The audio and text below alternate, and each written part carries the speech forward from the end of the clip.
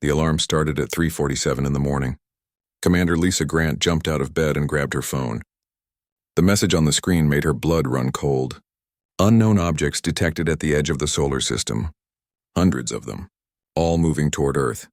She dressed in under 2 minutes and drove to the North American Aerospace Defense Command Center.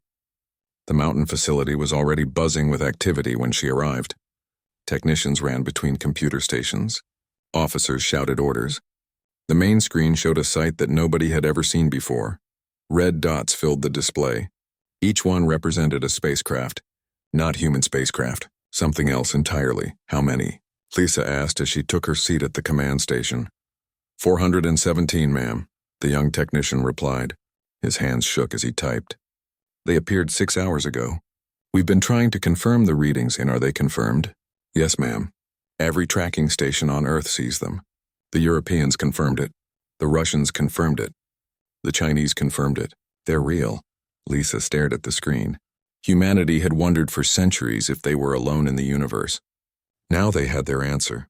And the answer was coming straight toward them. Across the planet, other facilities were reaching the same conclusion. In Geneva, scientists at the European Space Agency verified the data 3 times. In Moscow, military commanders woke the premier with urgent news. In Beijing, analysts calculated trajectories and arrival times. The objects would reach Earth in 72 hours. President Margaret Hayes sat in the Situation room beneath the White House. Around the table sat the most powerful people in the country: military generals, intelligence directors, scientific advisors. Everyone looked worried. What do we know? The president asked. General Paul Mason stood up. He was a tall man with gray hair and a serious face. Madame President, we're tracking over 400 vessels of unknown origin. They're traveling at speeds that shouldn't be possible with conventional propulsion. Based on their size and formation, this appears to be a military fleet. Have they tried to communicate? Not yet, ma'am. The president turned to her science advisor. Dr. Helen Wright, what's your assessment? Dr. Wright was a small woman with sharp eyes. She had spent 20 years working on classified projects that most people didn't know existed. Madam President, any species capable of crossing interstellar space is far beyond us technologically. If they're hostile, conventional weapons won't stop them. What will stop them? Dr. Wright paused. We have options. Unconventional options, the president understood. She had been briefed on the black projects, the secret programs that consumed billions of dollars every year, programs that the public knew nothing about. How long until those options are ready? They've been ready for 15 years, ma'am. We just never had a reason to use them. The message came 18 hours later. Every radio telescope on Earth received it simultaneously. Every satellite picked up the transmission. The signal was powerful enough to override television broadcasts and radio stations. The voice spoke in broken English, then Chinese, then Spanish, then a dozen other languages. The words were the same in every tongue. People of Earth, you are now subjects of the Zarketh Dominion. Your world belongs to us. You have 24 hours to surrender your weapons and your governments. If you resist, your species will be cleansed from this planet. This is your only warning. The message repeated for 10 minutes, then stopped. The world erupted in panic. Cities descended into chaos. People fled their homes. Governments struggled to maintain order. Religious leaders proclaimed the end times. Scientists appeared on television trying to explain the impossible. But in secret facilities around the world, a different reaction took place. At Vandenberg Space Force Base in California, Captain Jake Morrison received encrypted orders. He walked to a hangar that officially didn't exist. Inside were launch platforms that looked nothing like regular rockets. Technicians in clean room suits prepared the systems for activation. How many birds do we prep? His second-in-command asked. All of them, Jake replied. Every single one. In the Nevada desert, Dr. Wright descended 300 feet below ground. The elevator opened into a facility the size of an aircraft hangar. In the center sat a device that resembled a massive cannon. Antimatter containment pods lined the walls, each one holding enough destructive power to vaporize a mountain. Initialize Project Sentinel, she ordered. Technicians began startup procedures. Systems that had only been tested in simulation came online for the first time. Status lights turned from red to yellow to green. The facility hummed with power. Beneath the mountains of Colorado, Commander Lisa Grant coordinated with military installations across the planet. The public saw news broadcasts about diplomatic efforts and peaceful solutions. They didn't see the weapons being moved into position.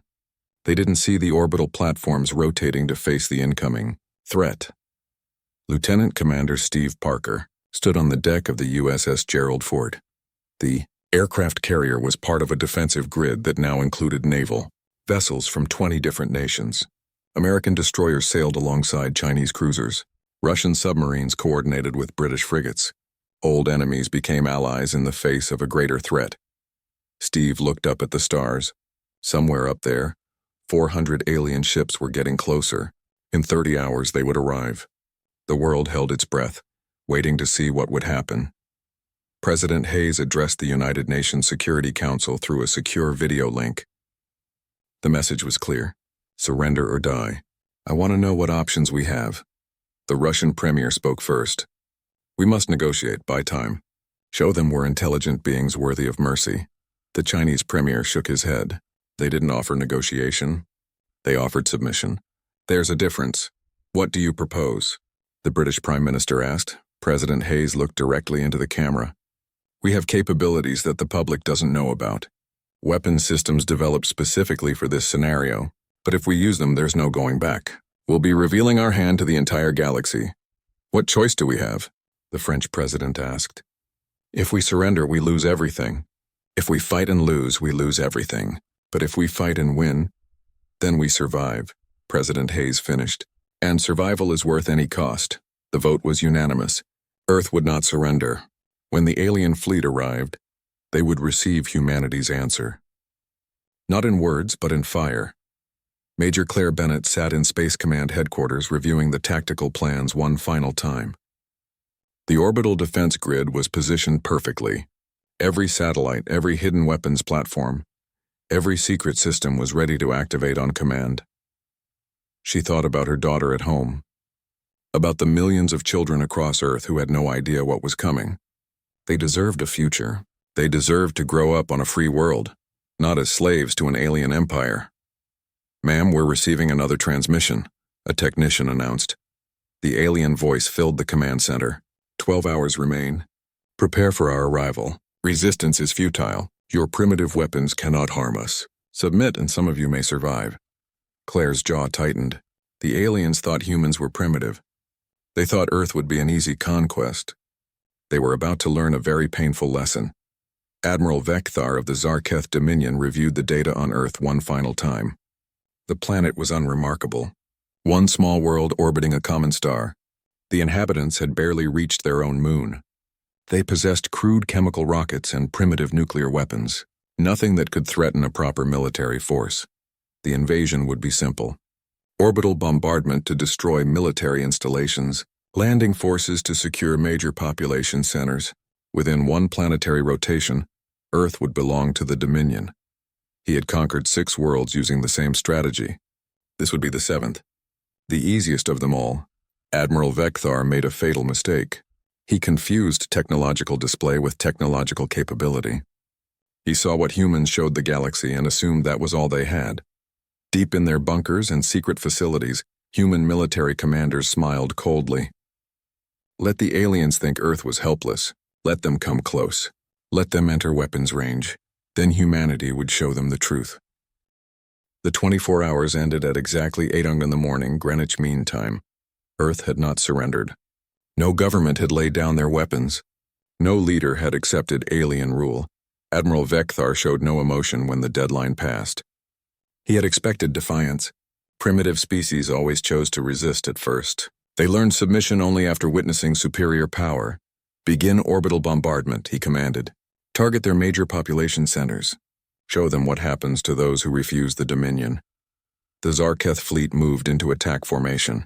417 warships descended toward Earth like birds of prey. Their weapons systems charged with enough energy to glass entire continents.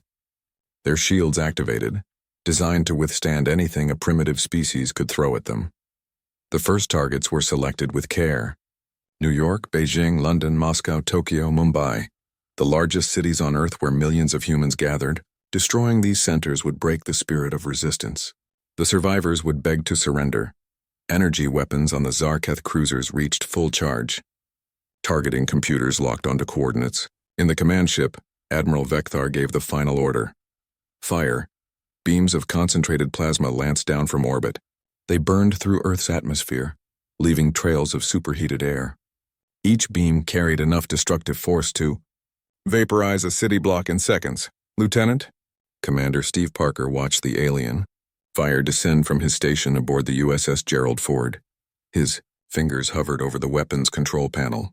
Every instinct screamed at him to act, to do something, anything to stop what was coming. Hold position. The Admiral's voice crackled over the radio. Wait for the order. Steve gritted his teeth. Waiting was the hardest part. The plasma beam struck Earth's atmosphere at 8:47, Universal Time. Exactly 47 minutes after the deadline expired, that was when humanity struck back. Commander Lisa Grant sat in the NORAD command center, her hand on a single red button. She had waited her entire career for this moment. Hoped it would never come, prepared endlessly in case it did. All stations report ready, the technician announced. Lisa took a deep breath. Authorization code Grant Alpha 779er. Activate the grid. She pressed the button. Across Earth's orbit, 362 satellites suddenly came alive. They had orbited the planet for years, disguised as weather monitoring stations and communications relays. The public saw them every day and thought nothing of them, but these satellites were never meant to monitor weather or relay phone calls. They were weapons, the most advanced weapons humanity had ever created. The X-47 orbital defense grid activated in perfect synchronization. Each satellite rotated to face the incoming Zarketh fleet. Weapon ports opened. Power cores that had been dormant for years surged to full capacity in less than 3 seconds. The satellites fired. Beams of pure white light erupted from orbit. Not plasma like the aliens used. Something far more destructive. Each beam was a stream of antimatter particles, magnetically contained and directed with pinpoint accuracy. When antimatter touches normal matter, both cease to exist. They convert directly into energy, following Einstein's equation with perfect efficiency. 1 gram of antimatter produces the same explosive force as a nuclear bomb. Each satellite fired a sustained beam containing nearly 10 grams of antimatter. The first Zarketh cruiser never knew what hit it. The antimatter beam struck its forward shield, and the shield simply vanished. The beam continued through the hull, through the internal compartments, through the reactor core. The ship exploded in a flash of light brighter than the sun. Debris scattered in all directions. Where a 300-meter warship had been, now there was only expanding gas and twisted metal. 15 more cruisers died in the first volley. Then 20 more. Then 30. Admiral Vekthar stared at his tactical display in disbelief. Red icons vanished from the screen one after another. Ships that had survived a dozen battles, ships with shields designed by the Dominion's finest engineers, were being destroyed like children's toys. What is happening? He roared. How are they doing this? His science officer worked frantically at his console. Unknown weapons, Admiral. Energy signatures unlike anything in our database. The power output is impossible for a primitive species. Return fire. All ships target those satellites. The Zarketh fleet turned its weapons toward the orbital grid. Plasma beams and missile pods unleashed everything they had. The attack was massive, coordinated, and completely futile. Major Claire Bennett watched the alien counterattack from Space Command headquarters. She smiled coldly. Activate defensive protocols, she ordered. The satellites didn't just carry weapons. They carried the most sophisticated defense systems human science could create. Point defense lasers intercepted incoming missiles, detonating them hundreds of kilometers away. Energy shields powered by compact fusion reactors absorbed plasma fire and channeled it harmlessly into space. And while the aliens wasted ammunition on defenses they couldn't penetrate, the satellites kept firing. Captain Amy Chen sat in the cockpit of her X-51 orbital fighter. The craft looked nothing like a traditional aircraft. It was all angles and edges designed to operate in the vacuum of space. The hull was made of materials that wouldn't exist for another decade according to public science. Dragonflight, you are cleared for launch, the controller's voice said in her headset. Amy felt the acceleration press her back into the seat as the fighter launched from its hidden bay. Around her, 11 other pilots did the same. They had trained in simulators for years. Now they would find out if the real thing matched the practice. The X-51 was fast, faster than anything the Zarketh had encountered. Amy pushed the throttle forward and the fighter responded instantly. G-forces crushed her into the seat, but the pressure suit and neural interface kept her conscious and functional. Targets acquired, her weapons officer announced. 6 enemy interceptors bearing 270. Amy banked hard, moving in a direction the alien pilots didn't expect. In space, there is no up or down. She used that to her advantage, approaching from an angle the Zarketh defensive doctrine never anticipated. Her plasma cannons fired. The weapons were miniaturized versions of the satellite systems, powerful enough to punch through alien armor. The first enemy interceptor exploded. The second tried to evade but moved too slowly. The third managed to return fire, but its shots went wide as Amy executed a maneuver that would have been impossible in atmosphere. Splash 3, she reported calmly, moving to engage remaining targets. Colonel Marcus Webb oversaw the ground-based railgun installations from a command bunker in Wyoming. The railguns were massive, stretching nearly a kilometer long. They used electromagnetic coils to accelerate projectiles to tremendous speeds. The projectiles were simple tungsten rods. No explosives. No fancy technology, just solid metal moving at a significant fraction of light speed. Simple physics made them deadly. Kinetic energy equals half the mass times velocity squared. When velocity approaches even 1% of light speed, a small rod becomes a devastating weapon. Railgun batteries 1 through 12 are charged and ready, his weapons officer reported. Marcus studied the targeting data. The Zarketh fleet had descended lower, trying to get beneath the satellite grid. They thought proximity to Earth would protect them. They were wrong. Fire at will. The railguns launched their projectiles with a crack of thunder. Magnetic coils pulsed in sequence, accelerating the tungsten rods faster and faster. By the time they left the barrel, each rod was moving at nearly 10,000 kilometers per second. The first rod hit a Zarketh destroyer amidships. The impact released more energy than 100 tons of conventional explosives. The ship's hull crumpled like aluminum foil. Internal bulkheads failed. The reactor containment ruptured. The destroyer broke in half. Both pieces tumbled toward Earth's atmosphere, burning up like meteors. Target destroyed, the weapons officer confirmed. Reloading, the railguns fired again. And again. Each shot hit with surgical precision. Computer guidance systems tracked the alien ships, predicted their movements, calculated the exact angle and velocity needed. Human gunners had been removed from the equation entirely. The targeting was too fast, too precise for human reflexes. Admiral Vekthar watched his fleet dissolve before his eyes. In less than 10 minutes, he had lost over half his ships. The survivors scattered, breaking formation in panic. All ships, full retreat. Get to high orbit, he commanded. But even retreat was denied to them. Major Kevin Ross activated the gravity well generators from a facility in Australia. The generators were experimental, based on theoretical physics that most scientists said was impossible. They created localized distortions in space-time, artificial gravity wells that trapped anything nearby. The Zarketh ships trying to climb to high orbit suddenly found themselves caught. Their engines strained at full power, but they couldn't break free. They hung in space like insects in amber, unable to escape, unable to maneuver. Perfect targets. Commander Linda Shaw coordinated the second wave from her position aboard a submarine in the Pacific. The submarine, like every other vessel in the naval grid, carried missiles that officially didn't exist. Hypersonic weapons that traveled at Mach 15, guided by artificial intelligence that could outthink any defensive system. Admiral Vekthar made a decision born of desperation. His fleet was dying. Retreat was impossible. Surrender would mean execution by his own superiors. That left only one option. If the Zarketh were going to die above this primitive world, they would take as many humans with them as possible. All remaining ships. Concentrate fire on a single target, he commanded. Select the largest population center within range. Maximum bombardment. Everything we have. The surviving ships turned their weapons toward London. 7 million people lived in that city. The concentrated firepower of 70 Zarketh warships would erase it from existence in seconds. Energy cores charged to critical levels. Every weapon, every missile, every plasma cannon locked onto the same coordinates. The aliens prepared to fire enough destructive power to crack the Earth's crust. Fire! Admiral Vekthar roared. The Zarketh fleet unleashed everything at once. Plasma beams thick as buildings burned through space. Nuclear missiles by the hundreds streaked toward the atmosphere. Particle beams capable of boiling oceans converged on a single point above London. Lieutenant Sarah Blake sat at her monitoring station in the Deep Space Array. She saw the alien attack coming 3 seconds before it arrived. 3 seconds to warn Earth.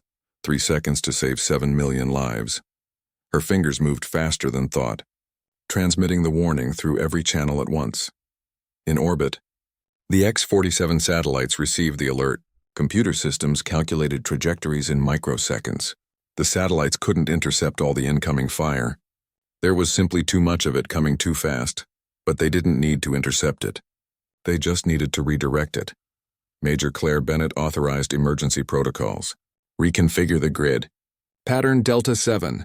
Move now. The satellites shifted position with bursts from their maneuvering thrusters. The formation changed from an offensive posture to a defensive one. Instead of firing outward, they created a layered barrier above Earth. The alien weapon struck the barrier like a tidal wave hitting a seawall. Antimatter beams met plasma fire in explosions that lit up the night sky. Point defense lasers detonated incoming missiles hundreds of kilometers up. Energy shields absorbed particle beams and bled off the power as waste heat. But the sheer volume of fire was overwhelming. Shields failed. Satellites exploded. Gaps appeared in the defensive grid. 23 plasma beams broke through, heading straight for London. Captain Jake Morrison had been waiting for this moment. His hand slammed down on the activation button before his conscious mind registered the threat. Atmospheric shields, full power. Now. Beneath London, generators the size of apartment buildings roared to life. They had been buried there for 15 years, hidden in abandoned underground tunnels and reinforced bunkers. The public thought they were part of the subway expansion project. They had no idea what really lurked beneath their feet. Electromagnetic fields erupted into existence above the city, invisible to the naked eye but measurable on every instrument within 1,000 kilometers. The fields formed a dome that stretched from ground level to the edge of space. The Zarketh plasma beams hit the shield at supersonic speed. The beams were energy. The shield was designed to disperse energy across a wide area, spreading the impact until it became harmless. The night sky above London blazed with artificial light. Colors that had no names rippled across the shield like oil on water. Heat radiated outward, warming the upper atmosphere. People on the ground saw auroras that shouldn't exist this far south, beautiful and terrible at the same time. But the city beneath remained untouched. Not a single building damaged. Not a single person harmed. The shield held. Admiral Vekthar watched his last attack fail. His weapons were depleted. His ships were dying. His crew looked to him for orders, and he had none to give. Admiral, incoming transmission from the enemy. His communications officer reported. Put it through. A human voice filled the bridge. It spoke in perfect Zarketh, translated by systems the aliens didn't know existed. Zarketh Fleet, this is Earth Defense Command. You have attacked our world unprovoked. You have threatened our people. You have given us no choice but to defend ourselves. We are giving you one chance. Surrender now or be destroyed. Admiral Vekthar felt rage build in his chest. Surrender? To primitives? To a species that should have been conquered without effort? Never, he snarled. The Dominion does not surrender to inferior species. Then you have chosen death. The transmission ended. Colonel Patricia Long sat in the command center for the atmospheric shield network. The generators had performed beyond expectations, but they were now running at maximum capacity. They couldn't withstand another concentrated attack like that. Fortunately, they wouldn't have to. Colonel, we're receiving new orders, her second-in-command reported. Space Command is authorizing final strike protocols. Patricia pulled up the orders on her screen. She read them twice to make sure she understood correctly. When she looked up, her expression was grim. Get the generators to safe shutdown. We won't be needing them anymore. In Nevada, Dr. Helen Wright stood before Project Sentinel's main control panel. The antimatter reserves showed 70% depleted. More than enough for what came next. Targeting solutions loaded? She asked. Yes, ma'am. We have firing solutions for all remaining enemy vessels. Helen thought about the people of London, safe because human shields had protected them. She thought about the millions across Earth who had no idea how close they had come to annihilation. She thought about the alien admiral who had ordered the death of 7 million innocents. Fire everything. she commanded. Don't leave any of them alive. Project Sentinel was designed as a last resort weapon. It combined antimatter warheads with delivery systems that operated outside conventional physics. The projectiles didn't travel through space in the normal sense. They created temporary wormholes jumping from point A to point B without crossing the distance between, effectively instantaneous, impossible to intercept, absolutely lethal. 73 antimatter warheads launched from hidden silos around the world. They vanished the moment they left the tubes, reappearing in proximity to their targets. A Zarketh cruiser detected something appearing on its sensors. The captain had half a second to wonder what it was before the warhead detonated. Matter met antimatter. The cruiser converted to energy. The explosion was bright enough to see from Earth's surface with the naked eye.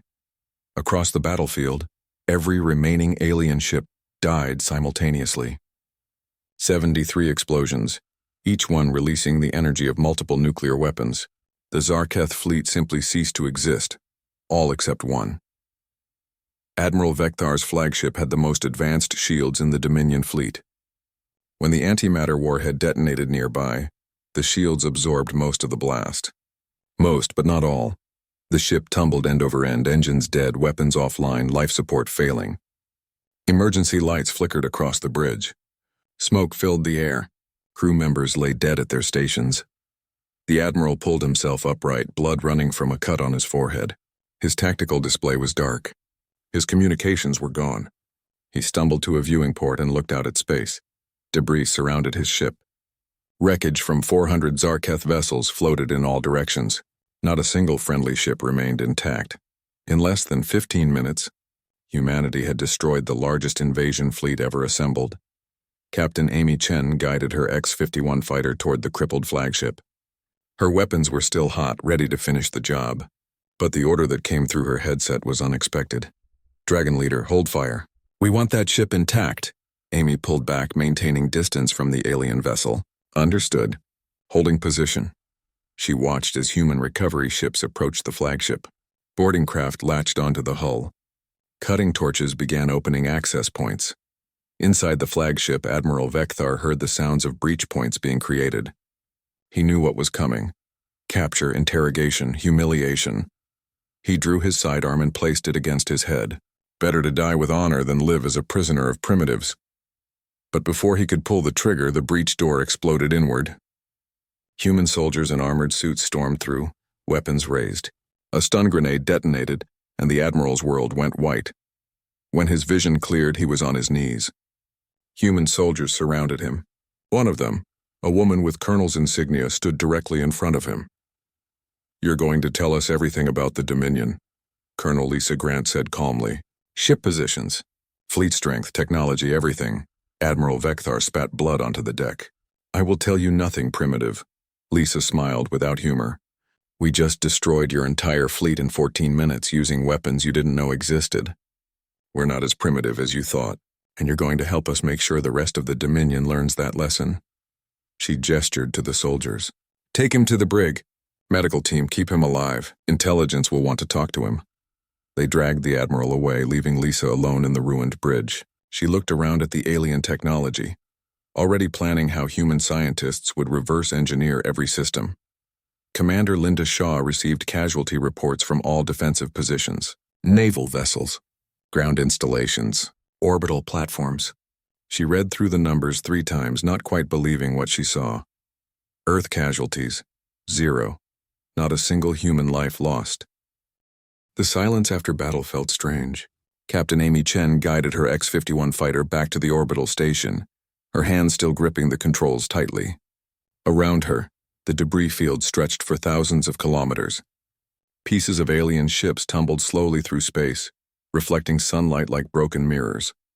Her communication system crackled to life. Dragon Leader, this is Control.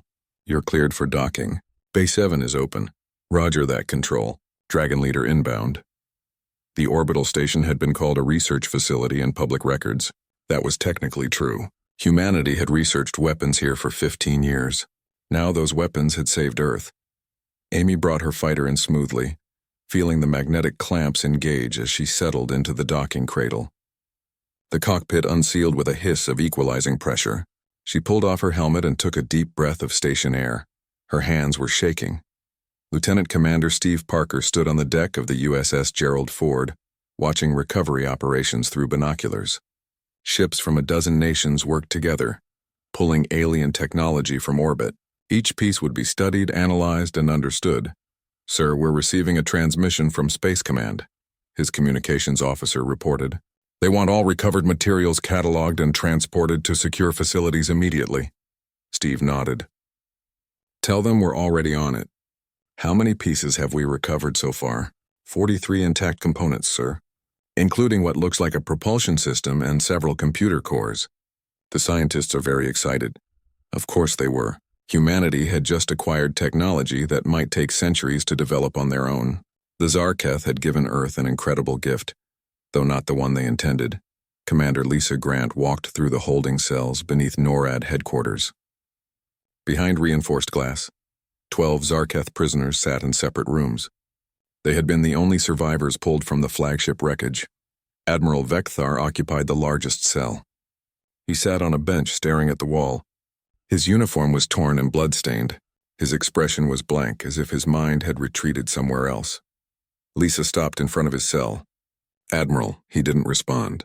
"Admiral Vekthar, I know you can hear me." Slowly, the alien turned his head. His eyes focused on Lisa. When he spoke, his voice was hoarse. "Why did you not kill me?" "Because you're more valuable alive. You're going to help us understand the Dominion, their military structure, their technology, their weaknesses." The Admiral laughed bitterly. "I will tell you nothing. You will, eventually. We have drugs that make lying impossible. We have machines that can read your neural patterns. We have ways of extracting information that you can't even imagine." Lisa paused. "But we're not going to use those methods yet. First, we're going to try something simpler." She pulled up a chair and sat down across from the glass. "We're going to talk. You're going to tell me about your empire, and in exchange, I'm going to tell you exactly how humanity defeated you." Interest flickered in the Admiral's eyes despite himself. "Why would you share your secrets?" "Because you're never leaving this planet, Admiral. You'll never report back to the Dominion. Whatever you learn here dies with you." Lisa leaned forward. "But I think you deserve to know how you lost. You deserve to understand just how badly you underestimated us." The Admiral said nothing for a long moment. Then he nodded slowly. "Very well. I will listen." Dr. Helen Wright stood in the Project Sentinel control room supervising the shutdown procedures. The antimatter containment pods needed to be carefully powered down. One mistake and the entire facility would vanish in a flash of energy. "Containment field stable," her chief technician reported. "Temperature dropping to safe levels. We should be fully offline in approximately 6 hours." Helen allowed herself to relax slightly. The weapon had performed flawlessly, better than simulations had predicted. But now came the hard part. Start the full diagnostic. "I want to know the condition of every system. Every component, everything." "Yes, ma'am. Should we begin planning for recharge?" Helen hesitated. The antimatter reserves were nearly depleted. Creating more would take years. Antimatter didn't exist naturally. Every particle had to be manufactured in particle accelerators, one atom at a time. The current stockpile had taken 2 decades to produce. "Yes," she finally said. "Start the recharge calculations. But prioritize the diagnostic first. We need to know if the systems can handle another firing cycle." In Geneva, scientists at the European Space Agency were having their own discussions. Dr. Pierre Laurent addressed a room full of researchers through a video conference. "We need to catalog everything we learned from this engagement. Every tactic the aliens used. Every weakness we exploited. This data is invaluable." A scientist from the Beijing facility spoke up. "The question is what we do with this information. Do we share it publicly? Do we prepare for another attack?" "We do both," Pierre replied. "The world deserves to know what happened. But we also need to be ready for retaliation. The Dominion sent 1 fleet. They could send 10 more. A Russian researcher nodded in agreement. "We should assume the worst. Begin developing second-generation weapons. Improve our defenses. We won this battle, but the war may not be over." Major Kevin Ross supervised the shutdown of the gravity well generators in Australia. The massive machines hummed as they powered down, their effect on local space-time gradually normalizing.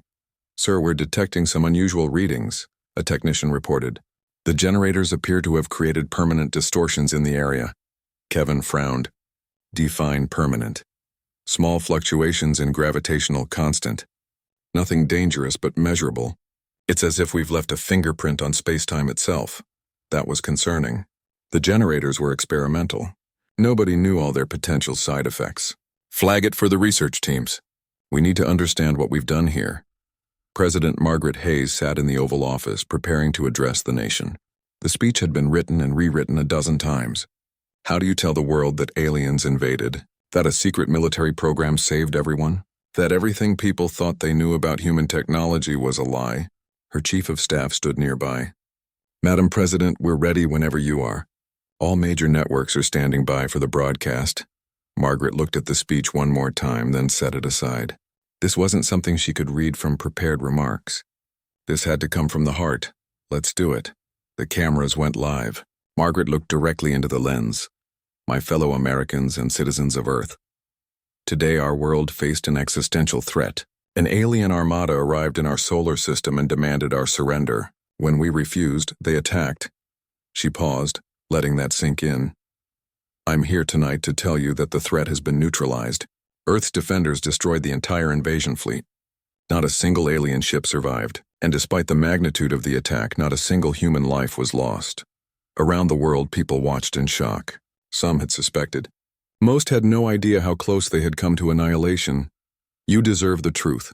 For 20 years, multiple nations have been working together on a secret defense program. We developed weapons and technologies far beyond what the public knew existed. We did this because we believed correctly that humanity might not be alone in the universe. We prepared for the day when contact might turn hostile. Margaret took a breath. That day came, and our preparation saved us all. In the coming weeks, we will release more information about Earth's defensive capabilities. We will share the technology that protected us. We will work together as one species to ensure that what happened today never happens again. The universe is larger than we imagined. It contains threats we never anticipated. But it also contains something more important. It contains humanity united and unafraid. We have proven that Earth will not submit to tyranny, no matter where it comes from. We have proven that when pushed to the edge, we will fight back with everything we have. We stand at the beginning of a new era, an era where humanity knows its place among the stars, not as victims, not as subjects, but as defenders of our world and our freedom.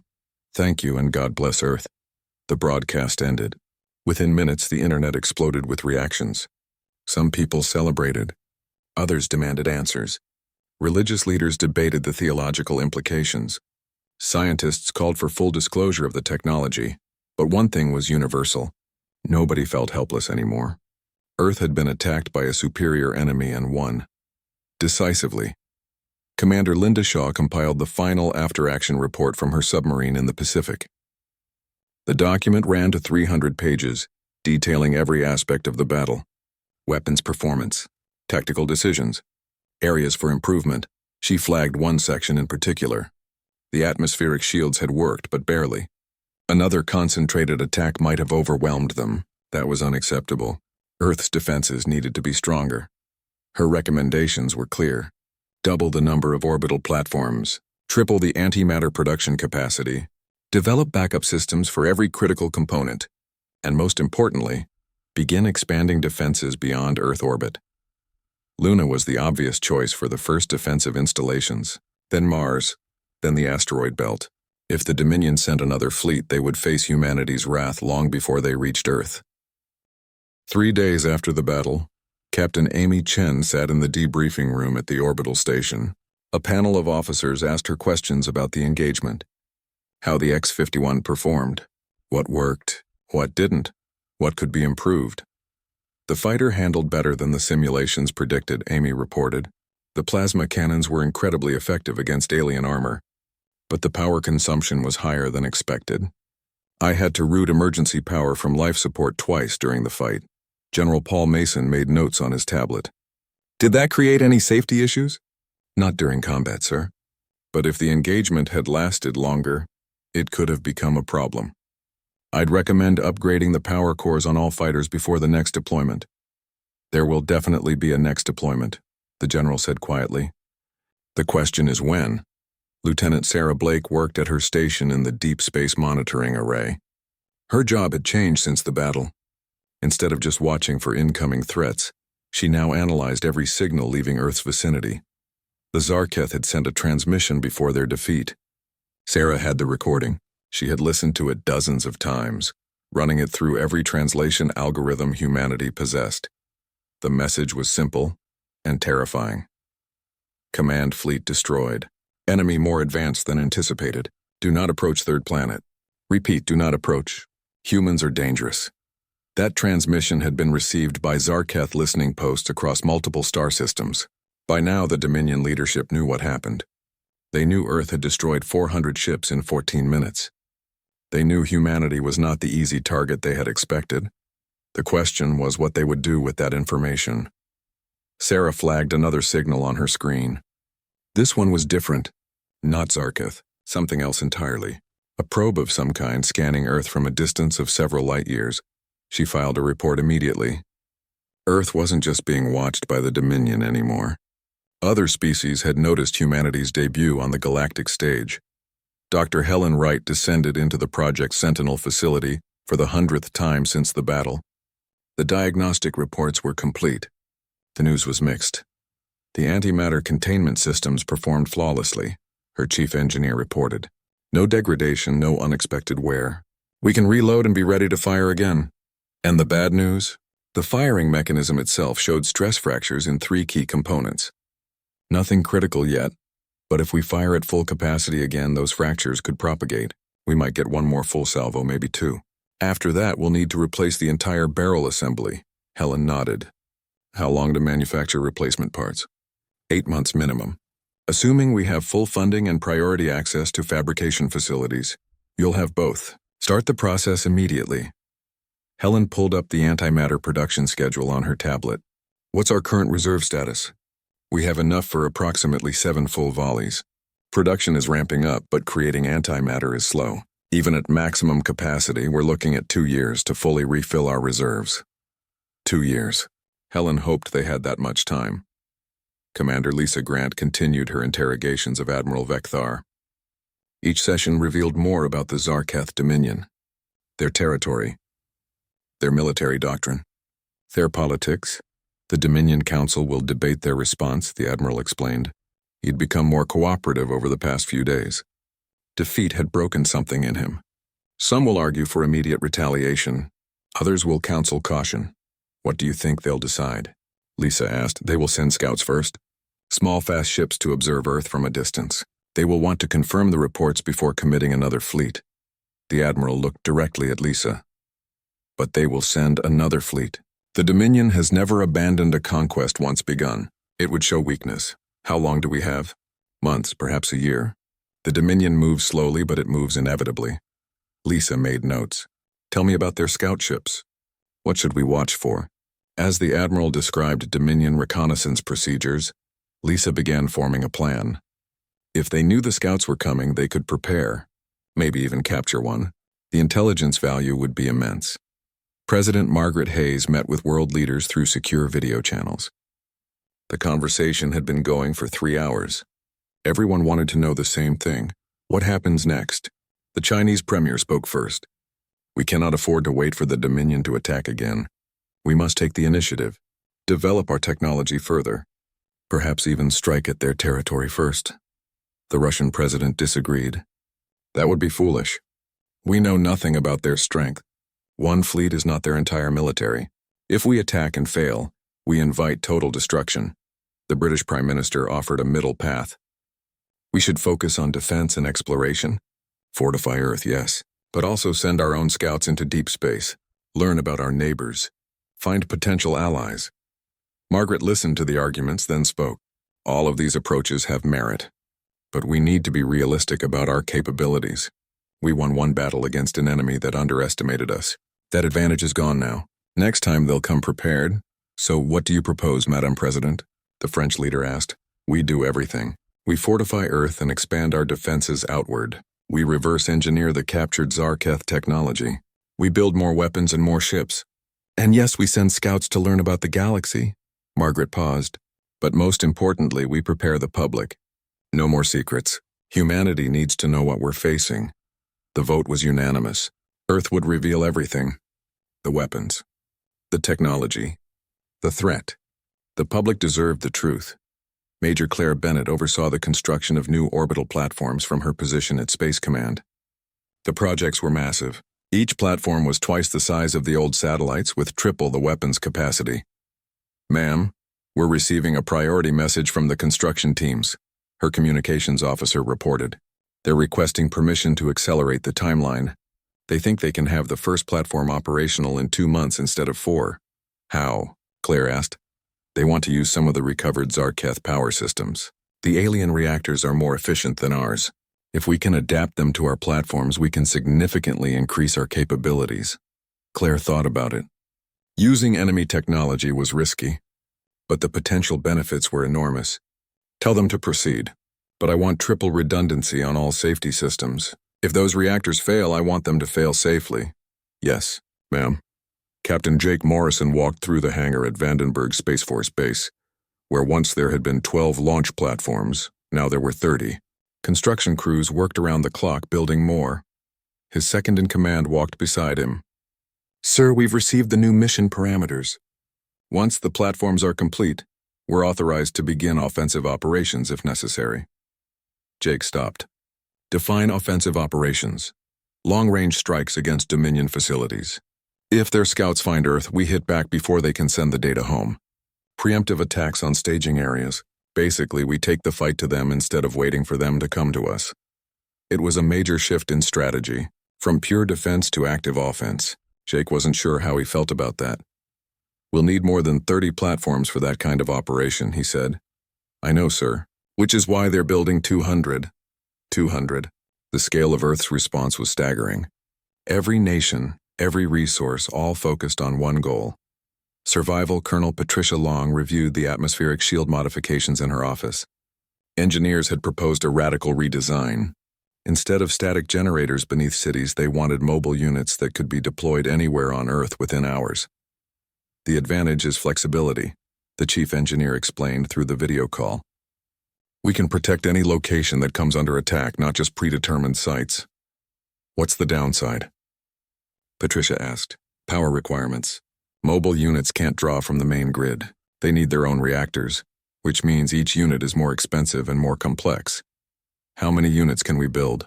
"With current funding? 50.